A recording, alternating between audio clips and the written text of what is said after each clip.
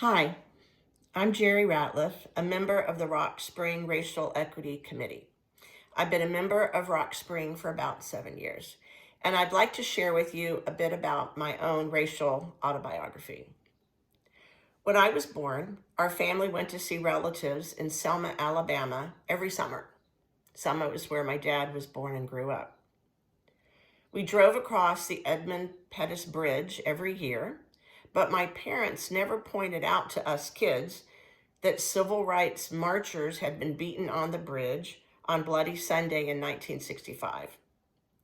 My parents supported civil rights and racial justice, but I don't think they thought of it as something that affected their lives directly. The schools and churches I've attended all my life, the neighborhoods I've lived in, and most of the places I've worked have all been majority white. My last job before I retired in December had a civil rights related mission.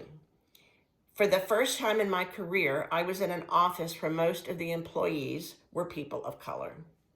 I learned a tremendous amount from my Black and brown colleagues about their daily challenges navigating a world full of microaggressions, overt racist actions and words, systemic racism, and white supremacy. One of our employees, a Black man, was working in Akron, Ohio after the shooting death of Jayland Walker, the young Black man who was shot more than 46 times by police officers in 2022. One evening, as my coworker waited in his car for one of his colleagues, chatting with his wife on his cell phone, an armored police van pulled over and 8 officers jumped out and surrounded his car, yelling at him with guns drawn while his wife listened on the phone, horrified, wondering if she was going to hear her husband shot. That ended my naive assumption that none of my friends and colleagues could literally be killed by racism.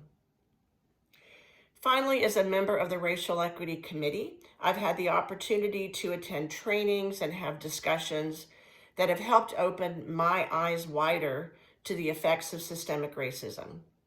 I'm more aware of issues like the generational wealth gap, health inequities like we saw with COVID, and the need for criminal justice reform.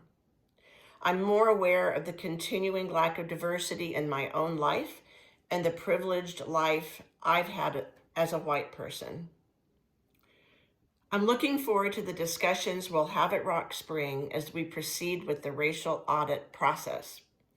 Becoming more aware of opportunities to add diversity to our church life, break down barriers, repair past harms, and become even more inclusive and welcoming will enrich us in ways we can't even imagine at this beginning stage.